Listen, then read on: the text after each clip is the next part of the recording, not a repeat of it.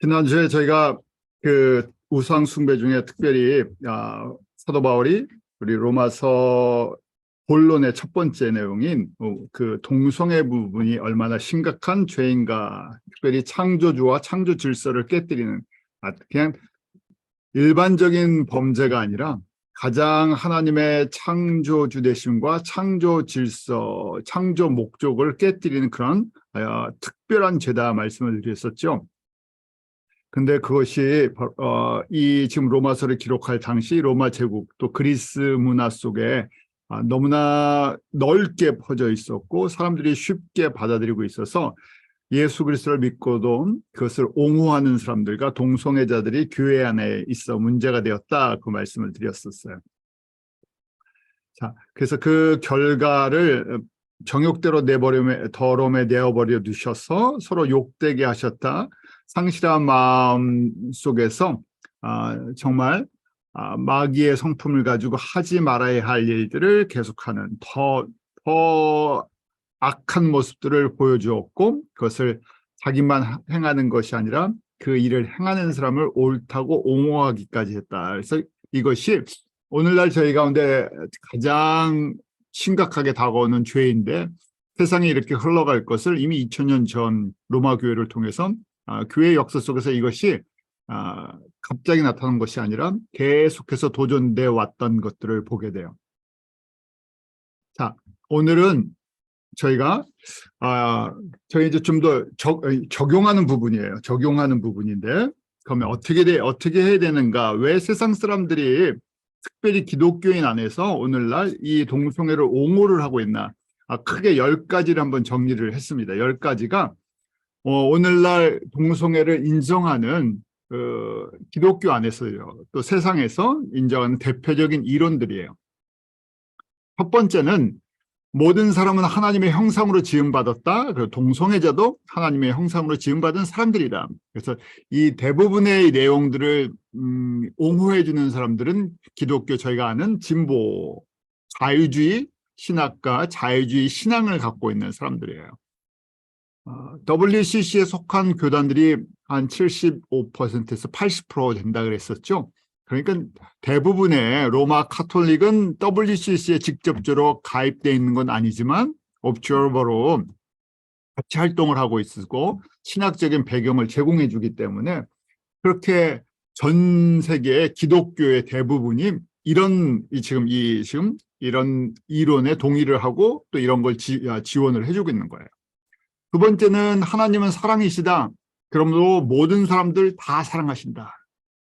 그것이 이제 보편 구원론, 만인 구원론이라는 이론과 연결이 됩니다. 모든 사람은 구원받을 수 있다는 거예요. 왜요? 하나님은 사랑이시기 때문에 심판이나 지옥이나 이런 것들은 하나님의 속성이 아니라 그냥 하신 말씀이다. 좀 도전을 주려고. 그렇지만 실제는 하나님은 사랑이시기 때문에 모든 사람, 만인 구원론이에요. 또 보편 구원론이라고 합니다. 모든 사람이 구원을 받는 것이다. 그러니까 문제될 게 없다는 거예요. 왜요? 동성애자도 결국 구원받기 때문에. 이게 다 연결이 되죠. 만인 구원론 사상을 갖고 있는 사람들이 종교다원주의를 주장을 하고 있죠. 예수 그리스도만이 구원주라고 그렇게 고백하는 사람들이 우리가 대표적으로 복음주의자라 그랬잖아요. 복음주의자가 소수고 대부분의 넓은 의미의 모든 그 기독교를 포함했을 때 복음적이지 않은 사람들은 이런 보편, 만인, 그다음에 종교다원적인 생각을 갖고 있었어요. 그래서 동성애자도 당연히 구원을 받는다. 하나님의 자녀로 보는 거예요. 또 뉴에이지에서는요, 이거는 범신론의 사상을 갖고 있죠. 사람이 신이에요. 그러니까 모든 사람이 신적인 존재이기 때문에 동성애자도 당연히 신적인 존재죠. 사람이 가장 중요하기 때문에. 또 이제 자유주의의 특징이 있어요. 자유주의가 구원의 가능성이 다른 모든 종교에 있다 하는 이 자유진보주의가 그래서 종교다원주의랑 연결되죠. 또 하나의 특징은 성서를 보는 관점이 복음주의랑 달라요. 자유주의자들이 보는 성서의 관점은 사람이 있었다는 편집적인 것, 역사적인 것 이런 것들을 봐요. 하나님의 말씀은 시대에 따라서 해석을 재해석해야 된다. 인본적인 것이 깔려 있어요. 자유주의 안에서는 그 성서의 그 내용을 갖다가 적용하고 해석하고 또 그 안에 그 성서가 기록될 때 사람들이 오류를 할 수 있다는 여러 가지 것들을 주장을 하기 때문에 하나님의 말씀이지만 사람이 쓴 거다. 그러니까 이 안에서 이제 사람이 받아들일 수 있는 걸로 정리를 해야 되죠. 그래서 동성애 자체를 문제로 쉽게 삼을 이유가 없는 거예요. 그래서 이제 저희가 요새 이제 현대 사람들이 뭐 넓게 쓰는 걸 이 동성애를 제3의 성이다. 태생적으로 동성애자로 만들어졌다. 생긴 거는 외형은 남자 혹 여자인데 안에 속성은 여자 또는 남자다. 그래서 제3의 성이다라고 얘기합니다. 그게 그렇게 만들어져 있다는 거예요. 안에 진짜는. 겉모습을 갖고 거꾸로 겉모습을 보고 성을 판단하면 안 된다. 그 사람은 결국 그렇게 사는 게 자연적인 거고 본질적인 거다. 제3의 성을 인정을 해야 된다. 이것이 가장 넓게 받아들여지는 학문적인 입장이에요. 그래서 미디어를 통해서 이것이 막 학계에서나 미디어나 뭐 이런 쪽에서 이게 강조됩니다. 여덟 번째는 이제 인본주의, 요새 이제 인권 강조하죠. 인권 안에서 소수자들, 마이너리티, 이것이 이제 뭐 저희 이민자 같은 이민자들도 포함되어 있고, 그 다음에 유색인종도 포함되어 있고, 성소수자도 이 사회적으로 봤을 때는 소수자다. 그래서 이들의 인권을 보호해줘야 된다. 동등한 인권을 가진 사람들이다. 그래서 인본주의적으로 봐요. 그리고 이제 이게 다 같은 자유주의 사람들이 갖고 있는 신학인데, 구약의 율법, 다른 자범죄랑 이 동성애도 같은 거다. 이것만 괜히 왜 이것만 강조해서 이걸 무게를 주냐. 그러니까 레위기 18장 22절, 레위기 20장 13절에 동성애에 대한 그 하나님의 징계와 심판이 있는데 다른 데는 없냐 이거예요. 구약에. 다른 법도 있잖아요. 저희가 넓게 우상 숭배하는 거 다 우상 숭배했던 거잖아요. 그래서 신약의 10번째 신약의 법을 보면 바울이 고린도 교회에 있을 때 모든 음식이 가하다 했는데 동성애도 가한 거다. 우리에게 그런 자유를 주셨다. 우리에게 자유를 주셨다. 그래서 동성애만을 부각시키는 건 잘못됐다. 이야기를 해요. 지금 저희가 대표적으로 그 7번째 제3의 성이라는 것들을 많이 들어보게 돼요. 이건 사회, 미디어, 학계 이런 데서 가장 보편적으로 사용하는 주장이에요. 그 다음에 이제 우리 기독교 안에서는 우리 지금 이런 자유주의 신학 안에서는 이렇게 인권과 그 다음에 하나님의 사랑을 모든 사람이 구원을 받기 때문에 이 문제를 심각하게 다루지 않죠. 이걸 그 다음에 이제 성서적인 걸 갖다 우리 복음주의 입장에서는 하나님의 말씀이라고 보고 오류가 없다 그렇게 보죠. 그래서 하나님의 말씀을 어떻게 보느냐에 따라서 해석을 하는 방법, 적용하는 방법이 다릅니다. 크게 이제 두 가지가 이제 나눠지는 거예요. 동성애를 옹호하는 교단들을 그냥 몇 군데만 볼게요. 가장 대표적인 것, 우리가 일반적으로 WCC에 속한 교단들이다 이렇게 돼 있는데, 우리 이제 로마 카톨릭은 WCC에 직접 속해 있는 건 아니죠. 로마 카톨릭에서는 도덕적 윤리적인 moral disorder로 봐요.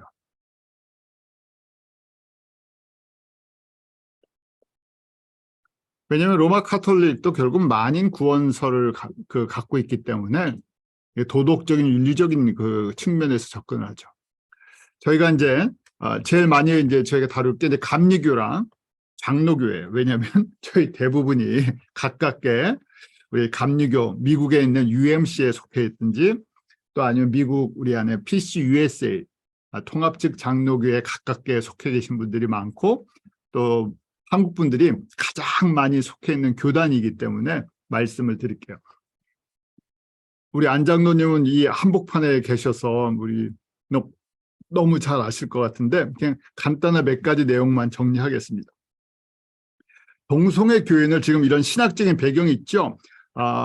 한국 분들은 감리교회에 계셔도 복음적인 교인들과 복음적인 그 교회들이 많죠. 대부분이 그래요. 그런데 미국 감리교는 99.9%가 굉장히 진보적이에요. 신학 자체가. 그걸 이해하셔야 돼요. 신학이 다릅니다. 신학이 다른다는 얘기는 진보적이다, 자유주의다라고 말씀을 드리잖아요. 그렇기 때문에 그 안에 깔려있는 신학, 성경을 보는 각 그 시각과 예수 그리스도의 구원론에 대한 것이 크게 신학적으로 달라요. 그래서 미국은 크게 메인스트림 처치라고 이야기하는 주류교단들이 감리교, 지금 이렇게 통합적 장로교, 그다음에 루터란도 이름은 이반젤리컬 루터란 처치 인 아메리카라고 돼 있어요. 그래서 복음주의 루터교 이렇게 붙었는데 복음적이지 않습니다.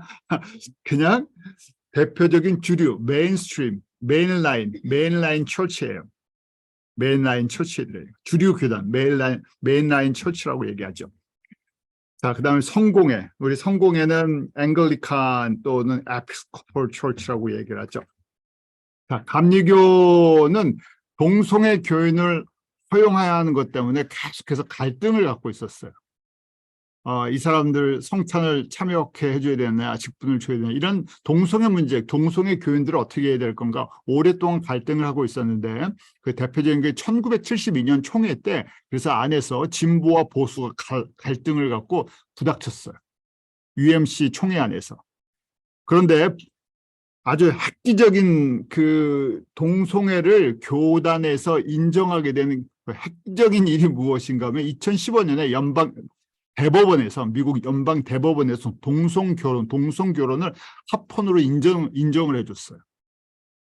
그래서 이것이 본격적으로 불을 당기는 사건이 됐습니다. 그 정치하는 사람들도 그렇고 특히 교단들 안에서 미국 정부가 그 특별히 연방 대법원에서 동성 결혼을 인정했기 때문에 그러면 교회는 어떻게 해야 되느냐. 그래서 이제 2017년 자료를 보니까 2017년에 서부연회, 샌프란시스코의 감독이 동성애자인 걸 밝혔는데 여자분인데 감독이 됐어요. 근데 재밌는 거는요. 감리교는 2016년 그 총회 법까지 동성애자라고 스스로 고백을 하면 감독을 시킬 수 없다. 그렇게 법으로 만들어 놨었어요. 그런데 서쪽은 진보적이잖아요. 훨씬 더 진보적이에요. 그래서 거기서 이 서부연회, 샌프란시스코가 속해 있는 거기에서 감독이 됐네요. 여자분이 나는 동성애자인데 수표를 했는데 감독을 했어요. 그래서 총회를 따르지 않고 우리는 이대로 진행하겠습니다. 그래서 지금까지 진행이 되고 있는 거예요. 그래서 갈등이 본격화됐죠. 그래서 저희가 잘 아는 것처럼 감리교회 안에서 이 동성애자로 밝힌 자의 목사 안수랑 감독 선출이 안 되는데 법적으로는 이런 연회에서 각자 움직이는 거예요. 그러니까 이제 이 안에서 이제 분리 운동이 일어났어요. 그래서 세계 감리교 중에서 보수주의 감리교들, 그래서 Global Methodist Church 분립 운동이 2022년부터 공식적으로 출범을 했어요. 그래서 아마 지금 이제 뉴저지에서도 아마 이거에 이제 들어갈 것인가 뭐 아닌가 그런 교회들이 한국 교회들이 여기에 이제 참여를 하려고 하죠. 보수주의 감리교. 복음적인 거는 조금 다릅니다. 보수적인 그 아이덴티티를 갖고 있는 거예요. 그래서 지금 이 딱 초점은 동성애자의 목사 안수랑 감독을 이걸 반대하는 거예요. 이 사람들이 소수인데, 근데 이 사람들이 같이 UMC랑 못 가겠다. 그래서 이 안에서 지금 분리들이 이 안에서 일어나고 있어요. 자, 그다음 이제 세 번째 복음주의 루터교. 미국 안에서 굉장히 많은 이반젤리컬 루터란 처치인데 그 중에 같은 루터란인데 미주리 노예가 있어요. 미주리 시나드라는 미주리 노예가 있는데 여기는 이 동성애를 반대하는 이 그룹이에요. 이 루터란 안에서. 그래서 요 안에 따로 움직입니다. 2021년에 트랜스젠더 목사가 주교로 선출이 됐어요. 시에라 파시필이라고. 이것도 마찬가지로 샌프란시스코 지역에 속한 사람이에요.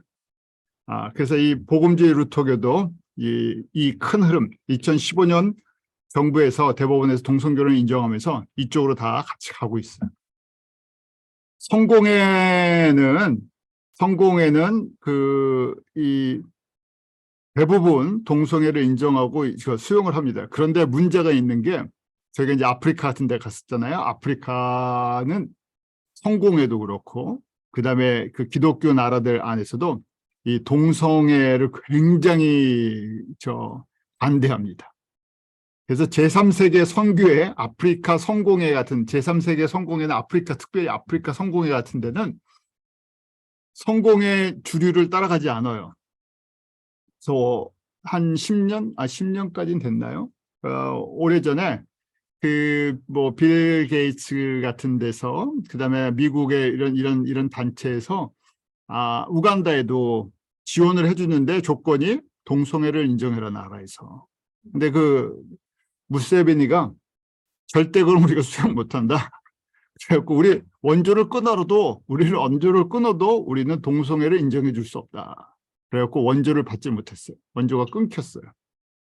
그렇게 좀 아프리카 성공회도 그렇고 아프리카 기독교 나라들이 이 동성애에 대해서 굉장히 반대적인 의견을 갖고 있습니다. 미국 장로교예요. 미국 장로교 우리 이 뉴저지에 가장 컸던 필그림 교회가 PCUS에 속한 교단이었는데 이 동성애 문제로 교단이 갈라지게 될 때 나왔죠. 나오는데 그냥 나오는 게 아니라 재산을 넣고 와야 되니까 얼마인지 모르겠는데 1,000만 불이다 1,200만 불이다 하는 건물을 교단에다 그냥 드리고 왔어요. 자, 그 문제가 어디서 시작되느냐? 2011년에 219차 PCUSA는 한국의금 통합 측이에요. 우리 광나루 신학교 이렇게 이야기하죠. 한국에 총신이 있고 장신이 있어요. 장로교회 대표적으로. 한국은요. 근데 미국은 PCUSA가 한 200만 돼요. 교인이. 제일 큰 장로교단에서는 제일 큽니다. 거꾸로 합동측이라고 이야기는 총신, 한국에서는 굉장히 큰데요. 합동측이 미국에서는 한 30만, 25만 분이 안 되는 아주 작은 군소교단이에요. 그래서 PCA라고 부르는데 PCA는 복음적이에요. PCA를 대표하는 그 신학교가 웨스트민스터. 또 우리 요새 2세들이 많이 가는 비브리커. 이것이 이제 PCA의 계열에 속한 교단들이고 PCUSA는 저희 뉴저지에 있으면 대표적인 신학교 프린스턴. 네, 프린스턴을 대표적으로 하는 곳이에요. PCUSA는 굉장히 민주적입니다. 무슨 얘기냐면요. 사회, 특별히 평신도나 사람들 인권이나 이런 거 굉장히 강조하는 교단이에요. 그래서 2011년에 219차 총회에서 동성애자 목사 안수를 통과시킵니다. 감리교보다 더 빠르죠. 신학은 저희가 생각하기에는 UMC 신학이 훨씬 진보적이에요. 그런데 실질적으로 이걸 적용할 때는 PCUSA가 훨씬 앞서갑니다. 법을 적용하는 것은. 그러니까 동성애자 목사 안수가 통과됐어요. 감리교는 아직 통과가 안 됐어요. 총회를 해야 되는데 제가 자료를 보니까 연기를 하고 있는 거예요. 이게 복잡하니까 원래는 2020년 언제 해야 되나요? 근데 계속 미뤄갖고 2024년에 하기로 했어요. 총회가. 왜냐하면 이 문제가 해결이 안 됐으니까 거기서 이게 부닥치니까 지금 조정을 하고 있는 것 같아요. 그래서 계속 총회를 연기를 하고 있는데 벌써 10년 전에 이미 PCUSA는 통과시켜버렸어요. 동성애자 목사 안수가 통과됐어요. 그래서 저희가 설명하는 성향의 문제다, 자연의 현상이다, 여러 가지 이유를 들었어요. 그리고 2014년에 결혼의 개념을 바꿔버립니다. 2014년 PCUSA 221차 총회 때 결혼은 남녀의 결합이 아니라 두 사람의 고유한 계약이다. 그러니까 성이 중요하지 않다. 두 사람이 언약을 한 거다. 이 개념으로 결혼의 개념을 바꿨어요. 그러니까 당연히 동성결혼 목사가 주례를 하는 것 당연히 통과가 된다는 얘기예요. 그래서 실질적으로 노예별로 이 허용을 할 것인가 해서 투표를 했는데 헌법 개정안 지금 이 결혼 개념을 바꾸고 이걸 직접 우리가 적용할 것인가 각 노예별로 그런데 221대 48로 통과가 된 거예요. 노예 121 노예가 찬성을 하고 48 노예가 반대를 했어요. 그래서 이 통과가 되니까 2015년에 동성결혼 인정 및 동성애자를 목회자가 집례할 수 있다 허용을 해버린 거예요. 그래서 자료를 보니까 허용한 이유 저희 10가지 한번 정리했었죠. 그 내용이 이 안에 딱 들어가 있어요. 그래서 PCUSA가 허용한 이유가 사회 정의예요. 모든 사람의 평등 권리를 우리가 막을 수가 없다. 두 번째, 동성결혼 허용을 예수님이 요구하신 것 안에 양심으로 우리는 믿는다. 예수님이 동성결혼을 허용하신다는 거예요. 그리고 우리가 양심으로 이걸 거부할 수가 없다는 거예요. 반대 얘기를 하죠. 반대 얘기. 왜냐하면 사람 중심으로 보니까 그래요. 하나님의 주권을 보는 것이 아니라 누구 입장에서요? 사람의 입장에서 보니까. 그 다음에 성적 선호도가 다른 존재로 창조되었다. 제3의 성. 하나님의 창조 질서, 창조 계획 속에 성적 선호도가 다르게 만드는 다른 존재다라는 거예요. 그래서 결혼을 갖다가 우리가 동성애자의 결혼을 우리가 차별을 하면 그건 평등한 거를 갖다가 막는 거다. 훨씬 논리적이죠. 사람의 기준으로 볼 땐 이 말이 맞는 것처럼 들어요. 근데 이것이 뭡니까 요새? 그래서 이게 주류예요. 이게 주류의 아이디어예요. 기독교인 이 세상 사람들의 아이디어가 기독교 안에도 다 들어와 있는 거예요. 뭐 다른 교단도 있어요. 기독교 연합교회라고 United Church of Christ, 뭐 UCC 철치예요. 이 UCC 철치는 주변에 혹시 있으면 아니면 캐나다에도 있고 그런데 가장 진보적인 그룹 중에 하나예요. UCC라고 불러요. 자, 이렇게 교단들이 이렇게 가고 있어요. 왜냐하면 주변의 주류 교단들이 메일라인 철치들이 이렇게 가기 때문에 압력을 받아요. 그다음 신학이 이걸 서포트해줘요. 복음을 버리면 신학이 사람 중심으로 가게 돼 있어요. 그러니까 사람 중심으로 가면 사람이 보기에 논리적인 것, 사람이 이성적으로 받아들이는 것. 그래서 성경도 그런 관점으로 보는 거예요. 성경도 하나님의 기적, 하나님의 능력, 사람이 이걸 과학적으로 증명할 수 있냐? 증명이 안 되면 이거는 신하다고 얘기를 해요. 성경에서 빼버려요. 그런 식으로 하기 때문에 성경에 남는 게 별로 없고 성경이 윤리와 도덕적인 수준으로 사람들을 보기에 그 정도로 흘러가요. 자, 저희가 그러면 이제 그렇게 1장의 마지막까지 1장 32절까지 동성애자, 특히 우상숭배 여러 가지 제가 있는데 동성애에 대해 집중적으로 그 권고를 줬어요. 로마 교회 안에 동성애자가 있었고 옹호자들이 있었어요. 그렇게 이제 거기에 대한 분명하게 그 죄의 문제를 짚고 넘어갔죠. 그래서 2장 1절부터 16절까지는 그럼 그 대가가 무엇인가 하는 거예요. 동성애를 했을 때 바울이 성서적으로 그 내용을 이제 제시해 주는 거예요. 동성애자들이 받는 보응이 무엇인가. 2장 1절이 이렇게 시작되죠. 그러므로 남을 판단하는 사람아 물은 누구든지 내가 핑계치 못할 것은 남을 판단하는 것으로 내가 너를 정죄함이니 판단하는 내가 같은 일을 행함이다. 남을 판단하는 사람, 그러므로 therefore 나와 있으니까 앞에 말을 받는 거예요. 그렇잖아요. therefore 그러니까 그럼 앞에 말이 뭐였나? 1장의 뒷부분 내용이에요. 1장 뒷부분 내용이 무엇인가? 1장 전체를 수식한다고 볼 수도 있죠. 그런데 지금 남을 판단하는 사람과 주어가 유인데 유가 누구냐? 판단하는 사람이 남을 판단하는 사람. 무슨 사람들인가? 옹호론자, 동성애자, 동성애를 옹호하는 사람들입니다. 동성애를 옹호하는 사람들이 동성애를 반대하는 사람들을 핍박을 하는 거예요. 그래서 남을 판단하는 사람아, 물론 누구든지 내가 핑계치 못할 것은 남을 판단하는 것으로 내가 너를 정죄함이니 판단은 내가 같은 일을 행함이다. 설명을 해주고 있어요. 지금 남을 판단하는 사람, 크게 보면 동성애를 옹호하는 로마 교회에 있는 사람들. 자, 여기에 대한 여러 가지 해석들이 있어요. 이게 그러므로가 그냥 일반적인 죄 부분을 다루는 거다 이렇게 볼 수도 있어요. 그냥 앞부분에 죄를, 동성애가 아니라 로마 교회에 있는 게 사람들, 뭐 유대인들의 죄, 뭐 이렇게 얘기하는 그 여러 가지 해석이 있어요. 근데 문맥이 맞지 않죠. 앞에 분명히 무슨 내용을 했기 때문에 they are for 그런 말을 써요.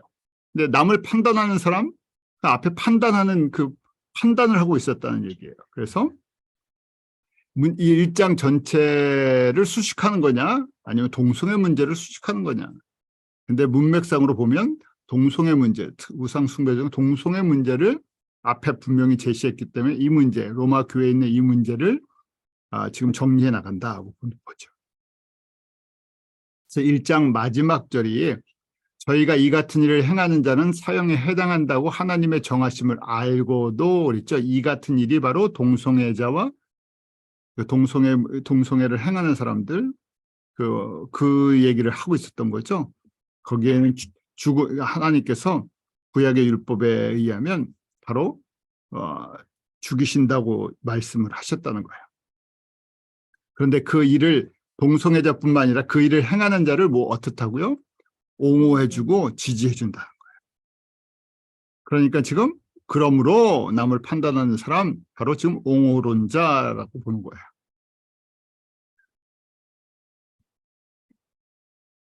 자, 그리고 2장 14절부터 15절에 보면 가로가 쳐져 있죠. 이거는 하나님의 그 말씀보다는 자기가 구현 설명, 바울의 개인의 의견이에요. 그래서 지금 2장 그러므로 남을 판단하는 옹호론자들 하나님의 심판, 하나님의 징계를 받는다는 거예요. 너희가 그거를 인정을 하고 너희가 그거를 서포트하고 너희도 그 일을 행하는데 거기에 대한 분명히 하나님의 심판인데 기준이 뭐냐는 거예요. 기준. 2장 14절에 율법 없는 이방인이 본성으로 율법의 일을 행할 때 이방 사람들이에요. 율법이 없어도 자기가 자기의 율법이 법적인 근거는 없다는 거예요. 그럼 뭘로 심판을 받느냐? 양심이 증거가 된다는 거예요. 그래서 지금 본성이 양심이다. 그건 뭐냐? 그 생각들이 그 마음속에 있는 생각들이다. 그게 어떻게 되느냐? 우리 양심에, 우리 마음에 있는 생각들, 그 이성들이 변호를 한다는 거예요. 송사를 한다는 거예요. 그게 문제가 있다는 거예요. 쉽게 말해서 동성애는 죄라는 걸 갖다가 우리 안에 있는 양심이 외친다는 거예요. 그래서 우리 본성이 그걸 알게 한다는 거예요. 자연의 법칙을 통해서도 알게 하고 하는 것처럼 안다는 거예요. 그래서 다른 얘기로 마음에 새긴 율법이다.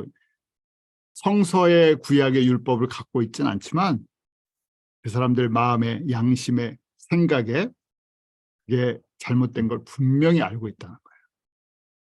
그래서 바울이 그것을 지금 설명을 해줘요. 근데 이것을 갖다가 동성애랑 상관없이 볼 때 이렇게 해석해요. 동성애랑 상관없이 볼 때 그냥 죄를 행하는 사람들 그 양심의 마음에 뭐가 죄인지를 알 수 있는 그런 걸 깨닫게 하는 그런 장치들이 있다 이렇게 보는 거예요. 그러니까 약간 주제가 좀 바뀌죠. 그러므로가 없으면 그렇게 해석할 수 있어요. 그래서 1장 18절부터 3장 20절의 해석의 다양한 모습들이 있어요. 제가 너무 깊게 얘기하면 여러분들 혼돈스러워요. 벌써 제가 이렇게 몇 가지 다른 얘기하면 여러분들 갑자기 목사님 무슨 소리 하시는 거야? 왜 여태까지 하시던 말씀이랑 뭐가 다른 거야? 여러분들이 로마서를 다 안 봤기 때문에 그렇습니다. 자, 그래서 여러분의 이해를 돕고자 구조를 보여드릴게요. 이 구조가 머릿속에 있으셔야 돼요. 그래야 저희가 기본적인 이 이해를 할 수가 있어요. 자, 우리 공부했었죠? 우리 1장 1절부터 6절까지는 바울의 정체성과 복음이 무엇인가, 복음의 정체성. 그리고 1장 7절부터 17절까지 바울의 인사와 로마 방문 계획을 설명해야 돼요. 그러니까 이 부분이 1장 7절부터 17절까지가 서론이에요. 그다음 본론의 1이 우상 숭배와 동성애 문제를 1장 18절부터 1장 32절에 다뤄요. 그래서 그 결과가 어떻게 되나, 어떤 대가를 받느냐, 지금 2장 1절부터 16절까지. 그래서 크게 우상 숭배와 동성애 문제에 대한 그 죄의 대가가 무엇인가가 첫 번째 주제예요. 로마 교회에 있었던 첫 번째 문제, 동성애 문제. 거기에 대한 대가가 무엇인가 설명해 준 게 1장 18절부터 2장 16절.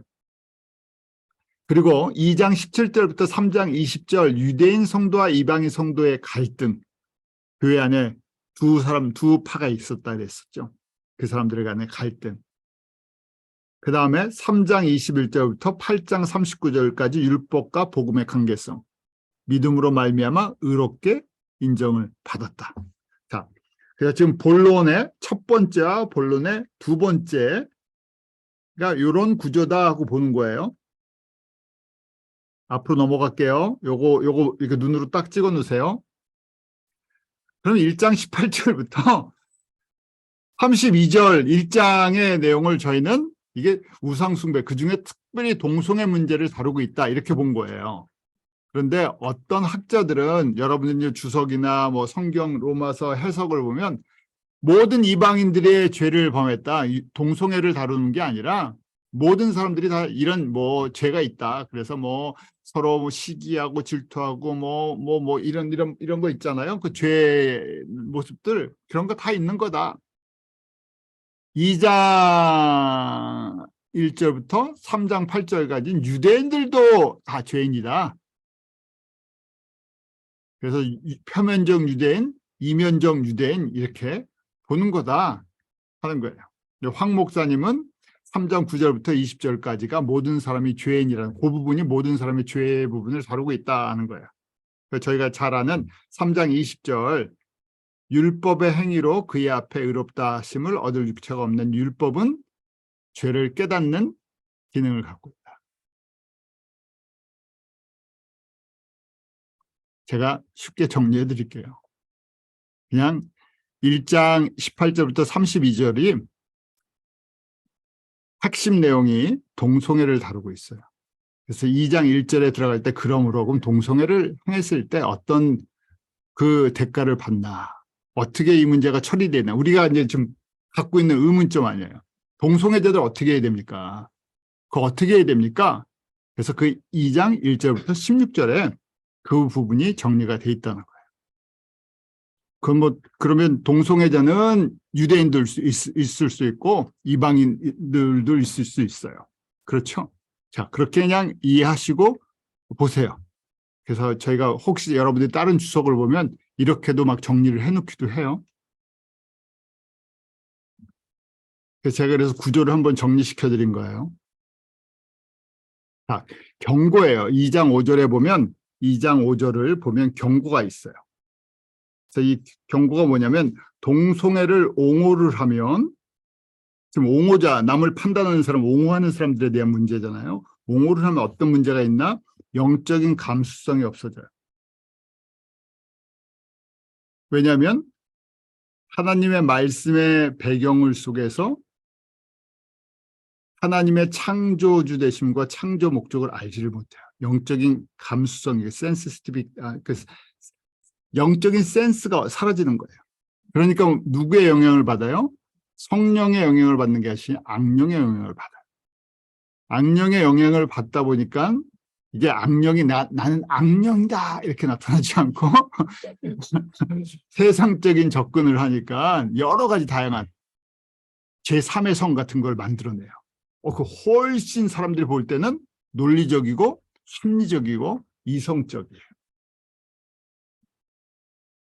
사람 쪽에서 봤을 때. 그러니까 그게 악령의 영향이에요. 악령이 내가 악령이다, 뭐 귀신 들리는 뭐 이런 게 아니에요. 너무너무 이지적이에요. 그러니까 그렇게 옹호를 하다 보니까 어떻게 돼요? 영적인 분별력이 없어지고 하나님의 뜻이 무엇인지 성령의 역사하심이 뭔지 모르니까 자신도 옹호하다가 그 일을 행하는 사람이 돼요. 그렇게 지금 말씀하시는 거예요. 자신도 그 일을 한다고 2장 1절과 3절에 경고를 주시는 거예요. 동성애를 계속 옹호하면. 그러니까 그 결과 뭐가 온다? 하나님의 판단이 온다. 하나님의 심판이 온다는 거예요. 동성애자뿐만 아니라 옹호자까지도 하나님의 판단을 받는다는 거예요. 그래서 1절에 보면 핑계치 못한다. 3절에 판단을 피할 수가 없다는 거예요. 그런데 세 번째요. 2장 4절에 보면 그런데 하나님이 회개할 기회를 주신대요. 자, 저희는 지금 이거를 막 너무 어렵게 생각하는 것이 아니라 그럼 동성애자를 우리가 어떻게 다뤄야 됩니까? 바울의 가이드라인, 성서를 통해서 주시는 가이드라인이 무엇입니까? 자, 첫 번째 이해하셨죠? 동성애로 오해하다 보면 당연히 자기도 그 일을 행할 수 있겠죠? 그러면 하나님의 분명히 심판, 판단을 받아요. 그냥 놔두면 심판받고 죽게 되죠. 그런데 이 사람도 그러면 회개할 수 있는 사람입니까? 저희 갖고 있는 의문점이에요. 이 사람들에게도 복음 전해야 됩니까? 2장 4절에 혹 내가 하나님의 인자하심이 너를 인도하여 회개케 하심을 알지 못하여 그의 인자하심과 용납하심과 길이 참으심의 풍성을 멸시하느뇨? 무슨 이야기예요? 왜 빨리 이 사람들 심판 안 하십니까? 왜 이 사람들 놔두십니까? 그런데 뭐라고요? 하나님의 인자하심이 시간을 주고 있다. 네, 하나님이 회개할 기회를 주시고 계시다는 거예요. 왜 바로 심판 안 하고 계시는 게 시간을 주고 계시다는 거예요.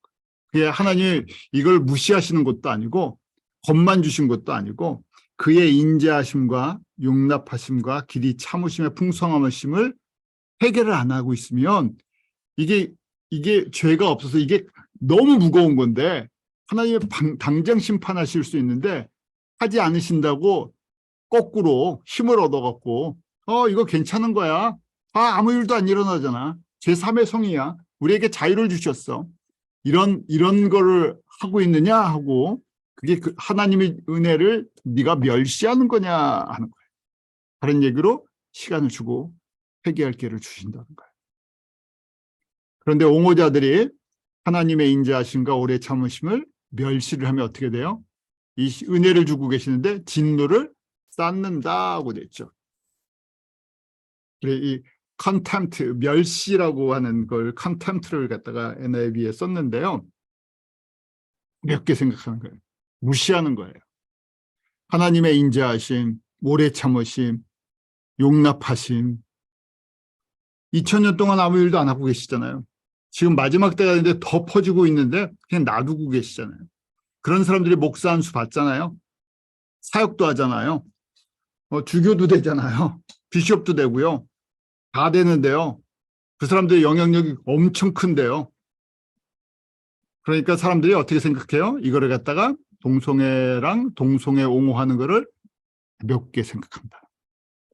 그러니까 그 가볍게 생각할수록 뭐가 쌓여요? 진노가 쌓여요.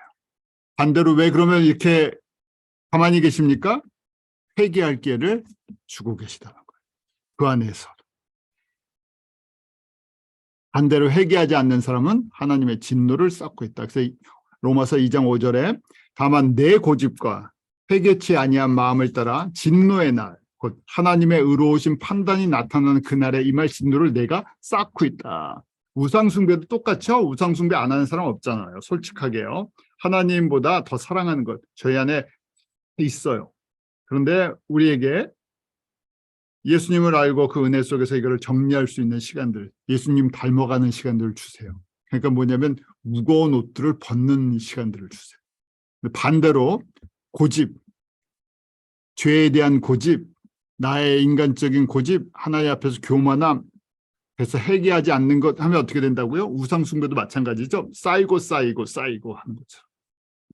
동성애 문제도 우리의 이성과 사회적인 어떤 인권 이런 걸 가지고 자꾸만 쌓아나가면 어떻게 된다고요? 진노의 날에 하나님의 심판을 받을 수밖에 없다. 하나님의 심판을 받으면요. 저희가 음부에서 지옥으로 가겠죠. 결론은 이렇게 계속 심하게 하면 구원도 잊어버리고 구원의 기회도 없어지고 심판받을 수밖에 없다는 거예요. 이게 무거운 건데 이 무거운 거를 계속 짚고 있다는 거예요. 그래서 회개하는 자에게 2장 7절을 보면 참고 선을 행하여 영광과 존귀와 썩지 아니함을 구하는 자에게는 영생으로 하시고, 회개하면 용서해 주시고 구원과 생명을 주시죠. 또 10절 선을 행하는 각 사람에게 영광과 존귀와 평강이 있으리니 또한 첫째는 유대인에게 헬라인에게라. 당연한 것이죠. 우리가 예수 그리스도를 믿고 예수 그리스도의 복음을 증거하는 그 삶, 성결의 삶과 그 회개에 합당한 열매를 맺는 사람들, 구원으로 끝나는 것이 아니라 예수 그리스도의 영광과 존귀와 평강에 참여하죠. 그것이 외모를 따라 취하지 않으세요. 유대인이나 헬라인. 그래서 거꾸로 보면 로마 교회 안에 회개하는 자들, 회개해야 하는 자들, 우리가 이제 크게 보면 다 우상 숭배를 하는 죄. 그중에 집중적으로 1장 지금 17절부터 32절에 보면 그 동성애 문제. 그냥 적용하기 나름이에요. 그렇지만 동성애가 지금 심각한 무게가 있었기 때문에 언급을 했었죠. 그래서 회개하고 돌이키면 당연히 영생과 평강을 주시고 그 안에서도 예수 그리스도를 닮아가면서 하나님의 창조 목적에 순종해 나갈 때 영광과 존귀의 평강을 얻을 수 있어요. 그래서 유대인 성도가 됐든 헬라인 성도가 됐든, 유대인 성도 중에서 동성애자, 동성애로 옹호했던 사람이 됐든, 이방인 중에서 동성애로 옹호했던 자가 됐든 회개하고 용서를 구하고 하나님의 이 생명의 은혜 가운데 들어가라고 지금 권하고 있는 거예요. 정리가 다 되셨죠? 그래서 회개의 기준은 무엇인가? 회개의 기준에 대한 이야기. 죄의 기준도 마찬가지고, 죄라는 것은 율법이 있을 때 저희가 알 수 있어요. 그래서 유대인에게는 이 회개의 기준이 결국 회개의 기준 잣대가 율법이에요. 로마서 지금 2장 12절. 율법이 있는 사람은 율법이 기준이라는 얘기예요. 율법으로 심판을 받아요. 그 율법을 주신 이유가 무엇인가? 죄가 어떤 것이 죄인지를 가르쳐 주시기 위한 거예요. 그래서 구약의 율법보다 예수님이 우리 마태복음 5장, 6장, 7장에 가르쳐 주신 신약의 율법이 더 무거워요. 왜요? 구약은 그림자예요. 저희한테 복잡한 법 얘기해봐야 못 알아들으니까 어떻게 쉽게 모세를 통해서 몇 개를요? 대표적으로 10개만 가르쳐 주셨어요. 그중에서 우상을 섬기는 거, 나 외에 다른 신을 섬기는, 우상 섬기는 거, 그와 뒷부분 하나님의 백성들, 성도와 성도 간에 지켜야 할 것들. 그래서 쉽게 가르쳐 주신 거예요. 그걸 갖다 이제 우리 모세 오경을 통해서 조금 더 복잡하게 설명을 해줬고, 그걸 연구하는 사람들이 거기다 살을 더 붙였는데, 예수님께서 뭐라고 말씀하세요? 그거는 아주 작은 거라는 거예요. 진짜 하늘의 법은 더 엄해요. 왜 그걸 가르쳐 주셨어요? 우리가 모든 사람이 죄인이라는 것을, 유대인이나 헬라인이나 죄 아래 살아가서 결국 심판받을 수밖에 없는 존재라는 거예요. 그래서 유대인은 기준이 무엇인가? 율법이에요. 그래서 율법대로 행해야 구원을 원래는 용서를 받죠. 2장 13절에 하나님 앞에서는 율법을 듣는 자가 의인이 아니요 오직 율법을 행하는 자의 의롭다 하심을 얻느니라. 율법을 행해야 용서를 받아요. 그런데 율법을 행할 수 있습니까? 결론적으로는 못해요. 그래서 지금 동성애도 가르쳐 주셨어요. 동성애가 구약에서 분명히 범죄한 것이고, 그 율법에 의하면 동성애자는 어떻게 돼요? 죽임을 당해요. 심판받고요. 그래서 샘플로 소돔과 고모라 심판하는 거 보여주셨어요. 대표적으로. 지금 법을 분명히 보여주고 법대로면 죽는다 하는 거 가르쳐 주셨어요. 헬라인, 이방인에게는요, 기준이 무엇인가? 회개의 기준, 율법이 없는 사람들은 본성이라는 거예요. 그래서 2장 14절 가로를 쳐주고 본성이 휘시스, 천성, 본성, 자연, 하나님이 주신 이 본래 우리가 우리 안에 있는 것 안에서 발견할 수 있다는 거예요. 그래서 동성애 같은 경우에는 하나님께서 자연계에서 동성애가 문제가 있음을 죄라는 것을 가르쳐 주셨어요. 그래서 모든 동물이나 식물이나 사람이나 남녀가 있고 자녀를 낳고 생육하고 번성하고 충만하게 하는 걸 가르쳐 주셨어요. 그래서 이것이 이제 우리 양심 속에 있는 생각이라는 거예요. 또 다른 얘기로 마음에 생긴 율법이다. 기준이 우리 양심에 있는 생각, 마음에 있는 율법이라는 거예요. 그게 우리가 죄를 범하면요, 고소한대요. 우리 안에 있는 양심이 찌른다는 얘기예요. 우리가 뭔가를 잘못하고 있다는 거예요. 이것이 이제 기준이었다는 거예요. 이것 때문에 참고로 우리 아는 세대주의 신학은요, 이렇게 해서 7가지 세대가 있다. 구원의 기준이 되는 게 바뀐다 하면서 7가지 세대를 이야기했어요. 미국에서는 이 dispensationalism이라고 얘기하는데 미국에서는 이걸 뭐 굳이 이단이라고 얘기를 하지 않습니다. 근데 한국에서는 굉장히 민감하게 반응을 해요. 여러분들 참고로 보시라는 거예요. 그래서 저희가 뭐 대표적인 것이 양심 세대, 두 번째 아담 타락부터 노아까지 양심을 따라 구원을 받는다고 되어 있어요. 그다음 노아부터 아브라함은 자유의지 세대라고 되어 있고, 그다음 아브라함부터 모세까지는 계약 세대, 아브라함의 계약을 따라 순종하느냐 순종하지 않느냐. 그리고 우리가 잘 아는 모세에게 율법을 주셨잖아요. 모세부터 예수님까지는 율법 세대, 율법을 따라 구원이 결정된다. 그다음에 예수님 초림부터 재림까지는 은혜 세대다. 예수 그리스도를 믿느냐 믿지 않느냐. 그다음에 천년왕국은 왕국 세대, 예수님께서 직접 다스리시죠. 이렇게 해서 뭐 7가지 나눈 거예요. 왜냐하면 우리가 양심이라는 이야기, 똑같은 양심이라는 단어를 이 세대주의에서 이 양심 세대의 양심을 그걸 사용해서 말씀드린 거예요. 저희가 이거 동의하는 거 아닙니다.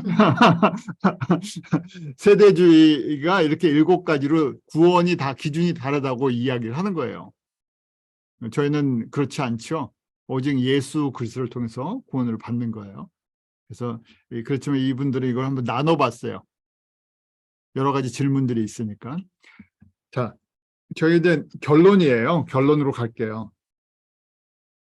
복잡한 얘기를 한 것 같지만 제가 큰 그림을 보니까 이렇게 무거운 죄임에도 불구하고 이 죄를 깨닫게 해주시는 게 복음의 능력이구나.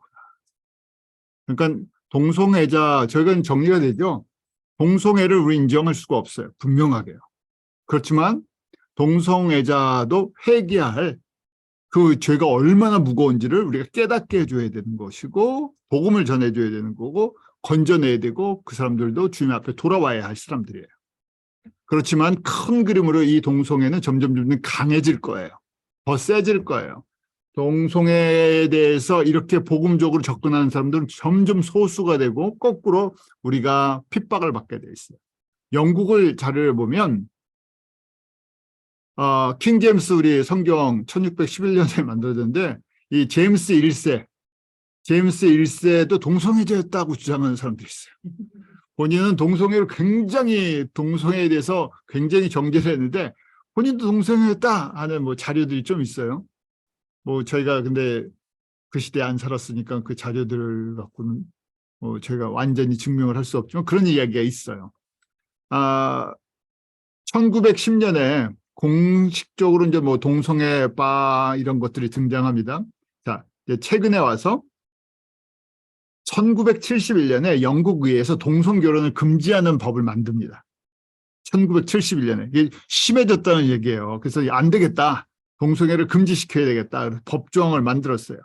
그때 이제 퍼레이드를 하고 뭐 더 난리가 났겠죠. 더 강하게 그 운동들이 일어났습니다. 그러다가 2002년에 동성부부 차별법을 없애버렸어요. 차별을 시켰었는데 차별법을 먼저 없애요. 그리고 2013년에 드디어 이제 런던 의회에서부터 동성결혼을 입법화하기 시작했어요. 2014년에 시행했어요. 영국에서부터 이제 시작해서 스코틀랜드 이렇게 퍼져갔죠. 왜냐하면 그레이프루트는 연 영방이기 때문에 영국은 여러분들이 알고 계시는 것처럼 잉글랜드, 스코틀랜드, 뭐 웨일즈 이렇게 합쳐져 있잖아요. 그래서 영국에서부터 이렇게 실행이 2013년에 동성결혼을 합법화해서 입법화해서 14년부터 실행했다는 얘기예요. 미국은요. 미국은 대표적으로 뭐 1960년대 우리 케네디 대통령이 모든 걸 다 열어놓으셨죠. 자유, 인권 뭐 여러 가지를 저희가 좋은 일 많이 했잖아요. 사회적으로는요. 근데 동성애 운동 결국 동성애 길도 조금씩 열어준 거죠. 그 시대가 그랬어요. 1900 우리가 아는 그 바티칸 로마 카톨릭에서 신학의 문을 열어준 것처럼 우리 미국에서는 그 당시에 이제 사회가 점점 이렇게 자유주의 진영, 진보주의 진영으로 많이 흘렀죠. 대표적인 지역이 바로 샌프란시스코예요. 우리 뉴욕과 저희가 살고 있는 뉴욕과 그다음 샌프란시스코. 왜냐하면 샌프란시스코는 1970년부터 이것이 이제 정치하는 사람들 가운데 공식적으로 나타나기 시작했어요. 78년에 조지 모스크라는 샌프란시스코 시장이 됐는데 그 사람은 동성애자였어요. 그래서 동성애 결혼을 입법화하기 시작합니다. 그래서 지금 저희가 UMC 안에서도 그렇고 뭐 이반젤리컬 루터란 처치 안에서도 그렇고 동성애 뭐 비숍 나오는 데가 지금 이런 샌프란시스코, 캘리포니아 쪽 이쪽이 굉장히 강하죠. 거기에 중심지였기 때문에 그래요. 자, 법적으로는 2003년에 매사추세츠 우리 동부에 있는 가장 진보적인 곳 매사추세츠에서 동성결혼을 최초 허락합니다. 그리고 두 번째 이어서 캘리포니아가 동성결혼을 허락했어요. 뉴욕은요 2011년이에요. 7번째 주였어요. 그 다음에 2013년에 뉴저지가 인정을 했어요. 자, 이렇게 되다 보니까 어떤 주는 인정을 하고 어떤 주는 인정을 하지 않아요. 그러니까 진보적인 주들은 우리가 잘 아는 민주당이 우위로 있는 데는 다 인정을 해나가는 그런 것인데, 그러다가 2015년에 대법원에서 동성혼을 합법화합니다. 그러니까 오버제포펠이라는 그 제임스 오버제포이라는 사람의 이 주장이 이제 받아들여진 거죠. 그래서 동성애가 합법화됐어요. 그리고 작년에 몇 달 전이죠. 2022년 12월 13일에 조 바이든 대통령이 결혼 존중법을 서명을 합니다. 이 결혼 존중법이 뭐냐면요. 1996년에 결혼보호법을 폐지를 했어요. 결혼보호법이 있었어요. 결혼보호법이라는 게 쉽게 말해서 남녀 간의 결혼이라는 거예요. 남녀 간의 결혼이라는 것인데 이 결혼보호법을 이제 폐지를 하는데 이게 주마다 다 다르다 그랬잖아요. 그래서 바이든 대통령이 결혼 존중법 성을 구별하지 않고 어떤 성이든지 결혼을 합법화한다는 것을 지금 서명을 한 거예요. 그게 무슨 얘기냐면 이제 주별로 인정을 하든 안 하든 상관이 없는 거예요. 지금 대통령이 서명을 했기 때문에 미국 전체에서는 합법화된 거예요. 주가 거부를 할 수 없게. 그래서 동성결혼법을 서명을 해서 이걸 이제 완전히 진행시키는 시행을 시작한 거죠. 자, 그럼 저희는 어떻게 해야 되냐 하는 거예요. 저희는요.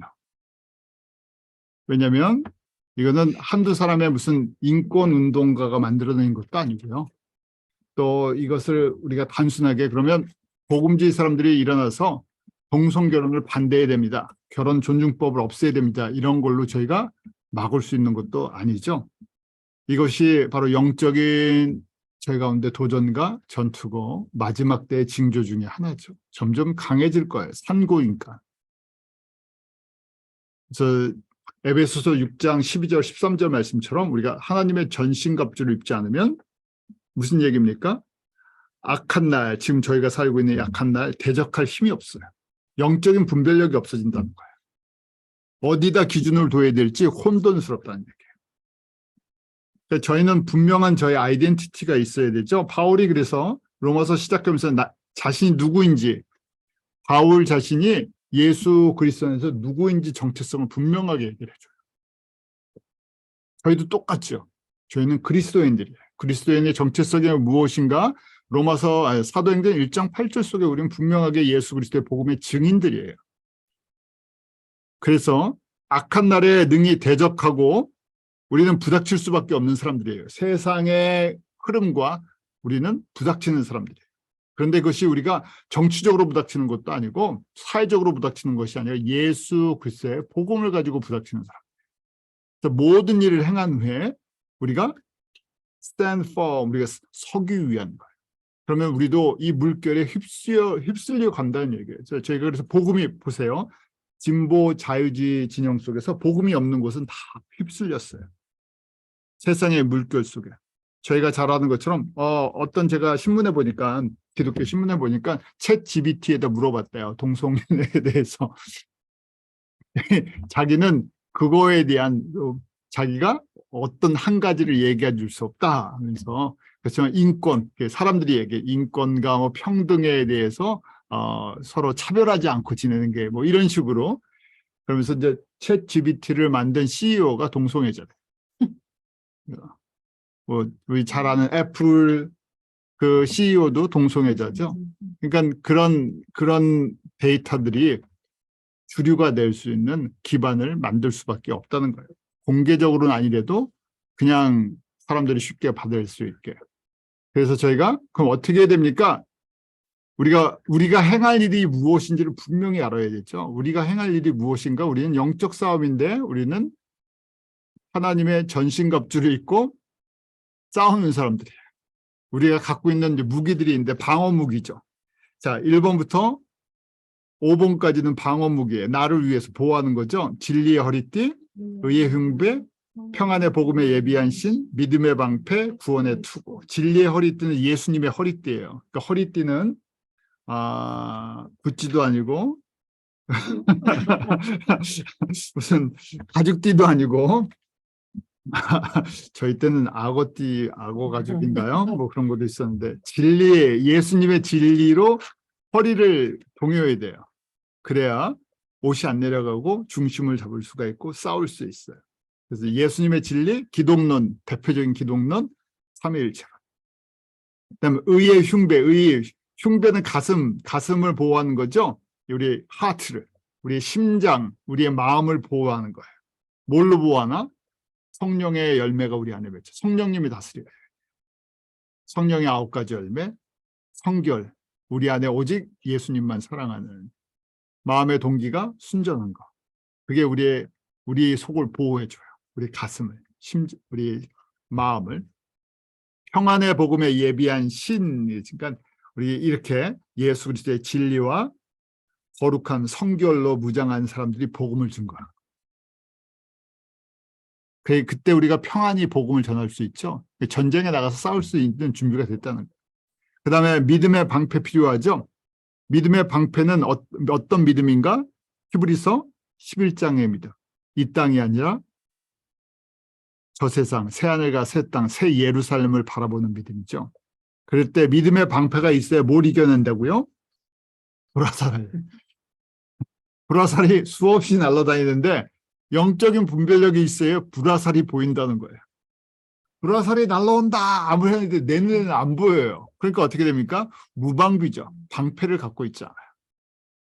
그러니까 지금 세상은 어떻게 합니까? 이게 불화살이 아니라고 얘기를 하는 거예요. 화살이 아니니까 막을 필요가 없잖아요. 그러니까 그냥 계속 맞으니까 어떻게 돼요? 나도 불바다가 되는 거예요. 세상의 영향력이 완전히 우리의 눈을 통해서 우리의 귀를 통해서 수없이 들어오죠. 막아내지 못한다는 얘기예요. 방패가 없으니까. 그 다음에 구원의 투구, 예수 그리스도의 보혈과 온전한 복음으로 이 우리 브레인을, 이 제일 중요한 브레인을 보호해야죠. 머리 망가지면 그만이잖아요. 제일 중요한 건데. 근데 뭘로 보호하나? 예수 그리스도의 복음으로 보호하죠. 그다음 마지막 말씀의 검. 말씀의 검은 이제 더 이상 나를 보호하는 것이 아니라 어떻게 합니까? 직접 다른 사람을 변화시키고 마귀의 권세를 깨뜨릴 수 있는 공격용 무기예요. 우리가 깨우고 변화시키는 사명이 있어요. 근데 이 말씀의 검을 가지려면 1번부터 5번 순서적으로 다 정리가 돼 있어야 돼요. 1번부터 5번이 안 돼 있으면 어떻게 됩니까? 말씀의 검 갖고 있어봐야 갖지도 못하죠. 이게 밸런스가 있어야 돼요. 밸런스가. 그래서 이 시대는 어떻게 됩니까? 공격도 아주 교묘한 공격들이 수없이 들어와요. 우리 진리의 허리띠 못 띠게 하죠. 의의 흉배 못 갖게 하죠. 평안의 복음의 신 못 신게 하죠. 믿음의 방패 필요 없게 만들어 놓죠. 구원을 흔들어 버렸으니까 오픈돼 있어요. 머리가요. 그럼 계속 두들겨 맞죠. 공격할 능력이 있겠습니까? 말씀, 이 상태에서 말씀 아무리 가르쳐줘 봐야 뭐합니까? 말씀의 능력이 나타나지 않죠. 변화되지 않아요. 그래서 저희가 마지막 때는 더 하나님의 전신갑주를 우리가 입어야 됩니다. 기도하죠. 하나님 참 감사합니다. 저희들 이 시간 로마서 1장 2장 말씀을 통해서 다시금 동성애의 도전과 또 그럼에도 불구하고 하나님께서 오래 참으심으로 그들이 회개하고 돌아설 수 있는 은혜의 기회들을 허락하심을 저희가 바라보며 감사를 드립니다. 세상의 공격이 너무나 뜨겁게 다가옵니다. 저희들 깨어있게 하시고 말씀 속에 영적인 분별력 갖게 하시며 주님 우리에게 주신 이 복음의 사명을 감당할 수 있도록 은혜를 베풀어 주시옵소서. 저희가 먼저 주님의 말씀 가운데 서야 되겠습니다. 사랑하는 모든 귀한 지체들 예수 그리스도의 복음의 말씀 속에 뿌리를 내리게 하시고 자라게 하시고 또 그 안에서 성령의 열매를 맺어 우리 이 어려운 시대에 또 악한 날에 능히 우리의 사명을 감당하며 주님 앞에 설 수 있는 믿음의 사람들로 주님 앞에 서게 하여 주시옵소서. 예수님의 이름으로 감사하며 기도드리옵나이다. 아멘.